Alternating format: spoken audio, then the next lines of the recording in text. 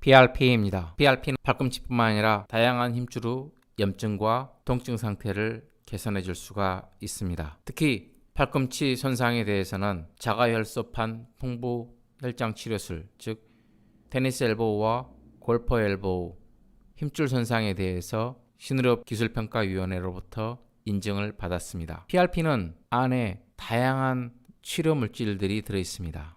그의 근원은 혈소판에 있는 것이고 여러 가지 그래뉼들이 그 효과를 표현하게 됩니다. PRP는 혈액을 20ml 정도를 추출하여 원심분리를 하게 되면 그 중간층에 꼭 치료에 필요한 물질들이 고이게 됩니다. 그 물질을 이용해서 치료를 하는 것이 PRP의 원리가 됩니다. PRP 속에서는 다음과 같은 여러 가지 섬유소와 치유 물질들이 들어 있습니다. 혈소판이 매우 많다고 말씀드렸는데 뿐만 아니라 치유 물질들이 포함되어 있는 것이지요.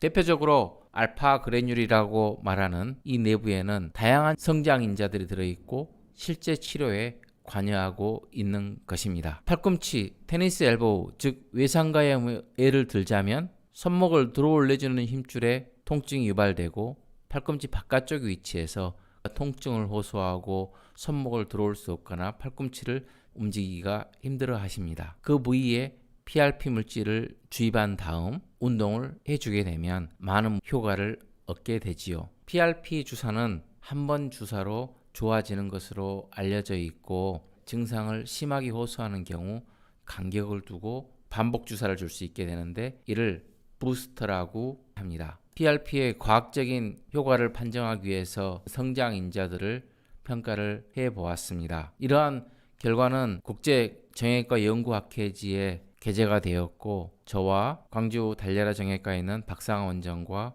연구를 한 결과입니다. 그 결과를 보면 TGF-베타라는 물질이 좀 많이 분포될수록 통증도 잘 완화되고 기능도 개선되는 것이 판명되었습니다. 이 의미는 같은 PRP라 할지라도 TGF-베타 물질이 많이 함유되어 있는 분들에서 더 나은 결과를 얻을 수 있다는 사실입니다. PRP 치료 대상이 되는 환자분들은 팔꿈치의 외상가염, 주변에 있는 염증, 이두박근의 건염, 팔꿈치 후방에 있는 삼두근의 문제가 PRP의 적용 대상이 되겠습니다. 이런 경우에서는 PRP 키트를 이용하여 좋은 결과를 확인하게 됩니다. 외상가의 힘줄은 손목을 위로 들어 올려지게 해주고 팔꿈치를 펴는 데 영향을 줍니다. 이때 반복적으로 활동을 하다 보면 염증이 발생하고 손상까지 가게 된다는 것입니다. 치료를 해보면 완전히 파열된 경우의 일부 그리고 부분 파열된 경우의 대부분에서 좋은 결과를 얻을 수가 있습니다. MRI를 찍어보았을 때 파열이 됐다 할지라도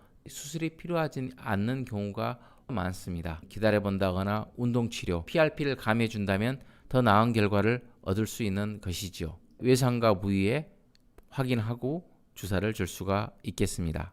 시술을 한 다음에는 운동치료를 하게 됩니다. 유연성과 더불어서 근력 강화 운동을 해줌으로써 치료 효과를 높일 수가 있게 됩니다. 유연성이 회복되면 손목을 들어올려주는 근력 강화 운동을 통해서 나은 결과를 얻을 수가 있고 근력과 유연성, 지구력을 회복하게 되면 치료는 완성되게 되는 것입니다. 뇌상가염도 같은 원리입니다. 뇌상가의 경우는 구부릴 뿐만 아니라 회내전시키는 근육까지 침범할 수가 있습니다. 광범위한 부위에 힘줄이 부착하기 때문에 주사를 줄 때 넓은 부위를 함유하는 것이 필요한 뇌상가염, 즉 골퍼 엘보우의 특징입니다. 주사를 맞은 후에는 근력을 강화시켜주고 유연성을 회복해주고 지구력을 얻어주면 치료는 완성되게 됩니다. 손목을 구부리는 힘줄을 강화시켜주게 되고 궁극적으로 좋은 결과를 얻을 수 있는 치료 방법이 되겠습니다. PRP를 걸러내서 치료 물질을 뽑아서 투여하는 방법입니다. PRP를 힘줄의 손상에 주사를 주는 경우 비용을 절약할 수 있고 염증성 통증을 조절하며 생물학적 치유까지 얻을 수 있는 비수술적인 치료 중에서는 높은 단계의 치료라 할 수 있겠습니다.